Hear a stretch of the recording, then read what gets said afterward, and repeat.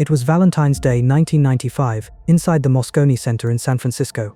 The atmosphere in the room was not romantic, it was suffocating. On stage stood the team from Borland International. For a decade they had been the rock stars of Silicon Valley, the rebels known as the Barbarians. But on this day, the Barbarians were cornered. Their enemy was Microsoft. Bill Gates had unleashed Windows 3.0, effectively killing the era of DOS where Borland had reigned supreme. Worse, Microsoft had released Visual Basic, a tool so easy to use that it allowed anyone to build software with a mouse, threatening to make serious programming obsolete. Borland was bleeding money. Their stock was sliding. The industry whispered that they were dead in the water. They had one shot at survival, a secret skunkworks project codenamed Delphi.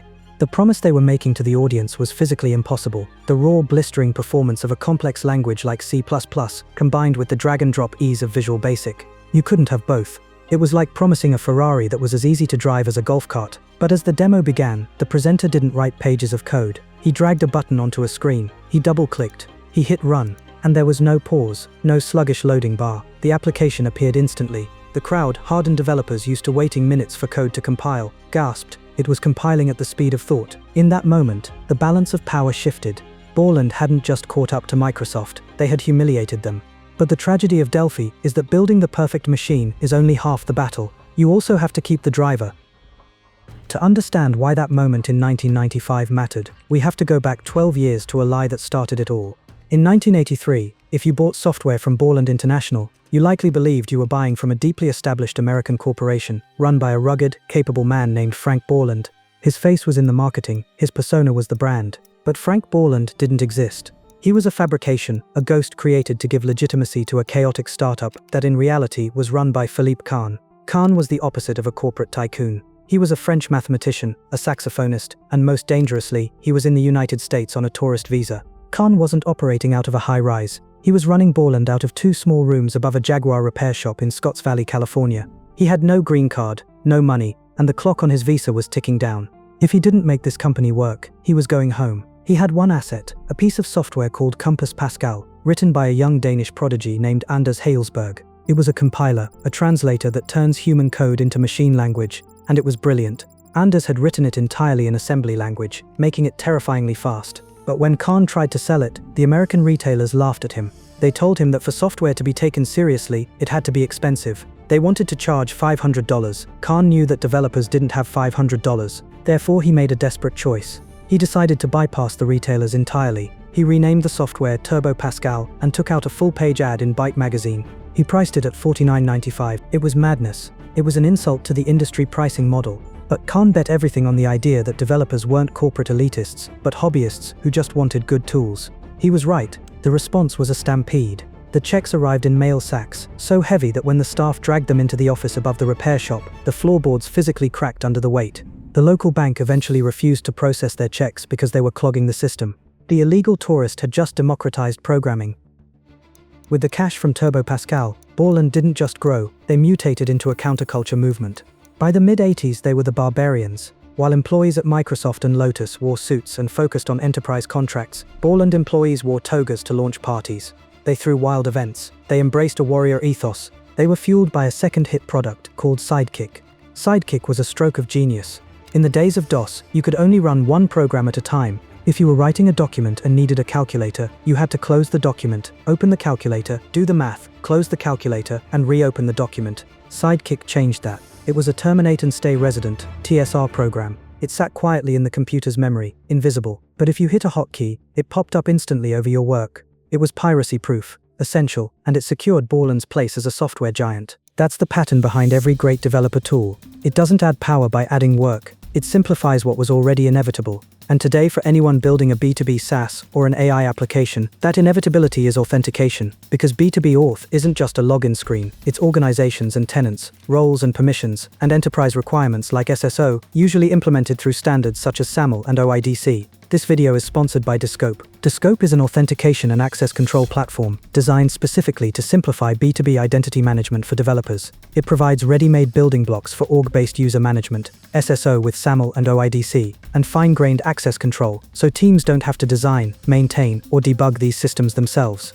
You integrate what you need, when you need it, and keep your focus on the product, not identity plumbing. Descope also offers a startup plan, giving eligible startups Descope Pro free for 1 year. You'll find the link in the description to sign up for Descope. But while the barbarians partied, the landscape was shifting beneath their feet. The era of the black screen and white text was dying. Microsoft released Windows. Suddenly, programming wasn't about typing logic, it was about managing pixels, windows and mouse clicks. Borland struggled to adapt. They released Turbo Pascal for Windows, but it was brutal to use. To make a simple window appear on screen required writing 100 lines of cryptic code. It was powerful, but it was painful. Microsoft saw the opening. They released Visual Basic VB. Visual Basic was slow. It was an interpreted language, meaning the computer had to translate it line by line as it ran. Professional developers sneered at it, calling it a toy, but it allowed anyone to draw a user interface with a mouse in seconds. Suddenly, the barbarians were on the wrong side of the gate. They had the power, but Microsoft had the ease of use. And in the 90s, ease of use was winning. Borland needed a VB killer, or they were finished.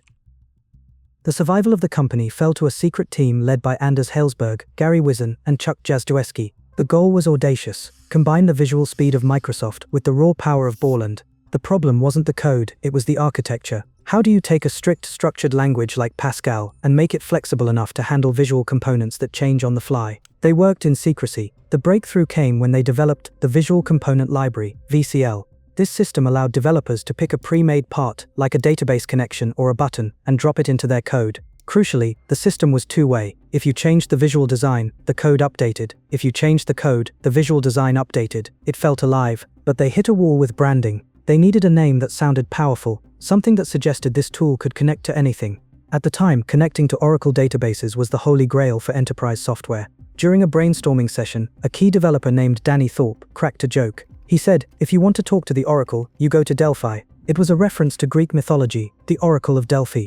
It was perfect. It was mysterious. It was classic. And it was a subtle nod to their ability to talk to databases. The name stuck. The weapon was ready.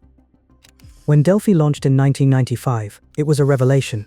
It didn't just succeed, it created a cult. Developers fell in love with it. Unlike Visual Basic, which required you to ship heavy runtime files for your program to work, Delphi compiled everything into a single tight .exe file. It was 10 times faster than Visual Basic. For a brief shining moment, Borland was on top of the world. Delphi was winning every award in the industry. It was used to build critical infrastructure. Power plants in Brazil, medical systems in Germany, and point-of-sale systems in Russia were all running on Delphi.